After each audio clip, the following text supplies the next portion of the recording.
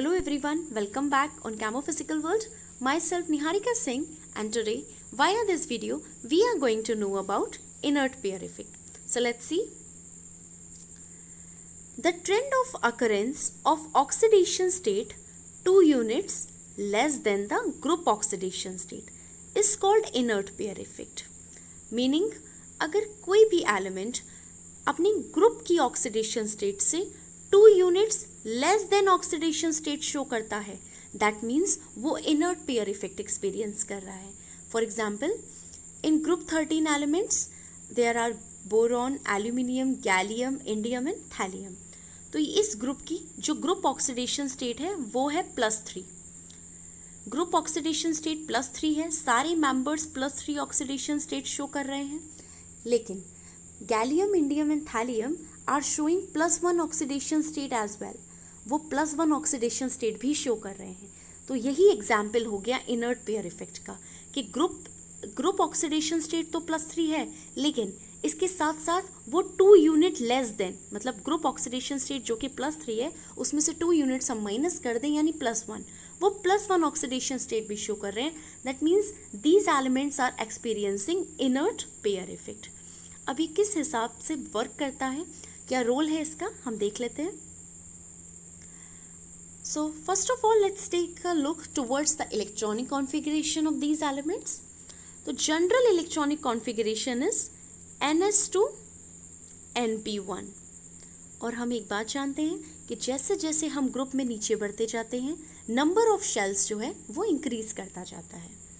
तो boron 2s2 2p1, aluminium 3s2 3p1, gallium 4s2 4p1, indium 5s2 5p1, thallium 6s2 6p1.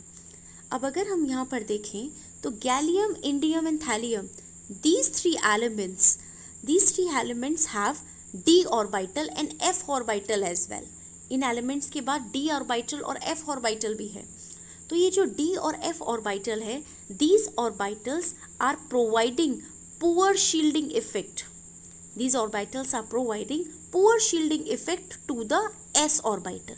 जो outer most orbital है वो है S, और जो इनर मोस्ट है जो कि D और F आपको दिख रहा है, ये इनको क्या कर रहे हैं, पुअर शील्डिंग इफेक्ट प्रोवाइड कर रहे हैं. अब शील्डिंग इफेक्ट क्या होता है, तो the shielding of outer electrons को शील्ड करना, प्रिवेंट करना, किसके द्वारा, बाय इनर इलेक्ट्रॉन्स. किससे शील्ड करना, किससे प्रिवेंट करना, from nucleus, effective nuclear charge, nucleus के चार्ज से शील्ड करना आउटर इलेक्ट्रॉन्स को. That is known as shielding effect. Shielding effect सबसे ज़्यादा जो इफेक्टिव होता है वो S में होता है. And D and F orbital, as you can see in this order, D and F orbital provide poorest shielding effect.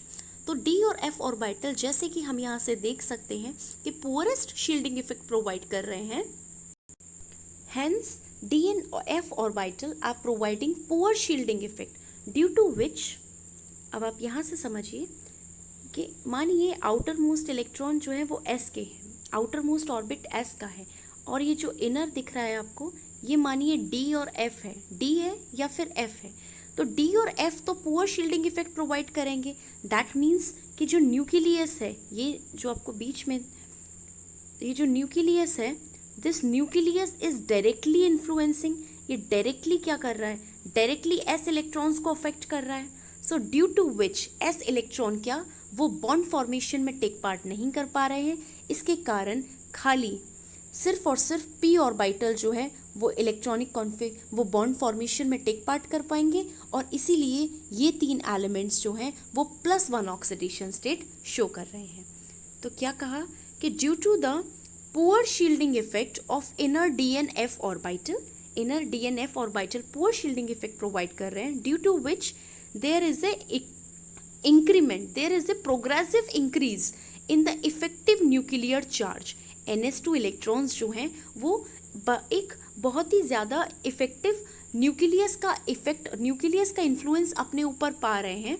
Consequently, due to which the Ns2 electrons, जो Ns2 के इलेक्ट्रॉन्स हैं वो बहुत टाइटली हेल्ड कर लिए गए हैं by the nucleus, due to which showing reluctance, वो प्रिवेंट हो रहे हैं, खुद को बचा रहे हैं, किससे, बॉन्ड फॉर्मेशन में, जिसके कारण वो बॉन्ड फॉर्मेशन में टेक पार्ट नहीं कर पा रहे हैं। तो अगर s ऑर्बिटल्स बॉन्ड फॉर्मेशन में टेक पार्ट नहीं कर पाएगा तो सिर्फ और सिर्फ क्या बचा, p ऑर्बिटल बचा, ड्यू टू विच अब p ऑर्बिटल में तो सिर्फ एक इलेक्ट्रॉन है। इसके कारण जो गैलियम इंडियम एंड थैलियम है वो +1 ऑक्सीडेशन स्टेट शो करते हैं and the stability of the +3 oxidation state decrease हो जाती है। जाहिर है नीचे हम जैसे जैसे आते जाएंगे तो d ऑर्बिटल f ऑर्बिटल तो पुअर शील्डिंग इफेक्ट प्रोवाइड कर रहे हैं, जिसके कारण s पे डायरेक्ट इन्फ्लुएंस हो रहा है न्यूक्लियस का, तो s तो बॉन्ड फॉर्मेशन में टेक पार्ट नहीं करेगा। तो इसका मतलब खाली ऑक्सीडेशन स्टेट +1 बचाना, तो +3 ऑक्सीडेशन स्टेट की स्टेबिलिटी नीचे आने पर डिक्रीज कर जाएगी और +1 की इंक्रीज कर जाएगी। So we can say that as out of AlCl3 and TiCl3, AlCl3 is more stable as +3 oxidation state is getting decreases on moving down the group. वहीं +1 ऑक्सीडेशन स्टेट हम जैसे जैसे नीचे जाते जा रहे हैं वो बढ़ती जा रही है। इसका मतलब क्या हुआ, हम ये भी कह सकते हैं कि TiCl और TiCl3 में TiCl ज़्यादा स्टेबल होगा comparatively to TiCl3. So with the help of this whole discussion, we can define inert pair effect as the reluctance of ns2 electrons.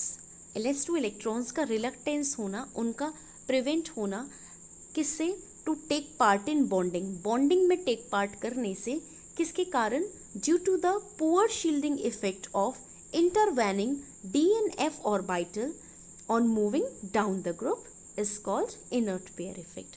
So this was all about the today's video. If you find yourself connected with this video, so please like, share and subscribe. Thank you for watching.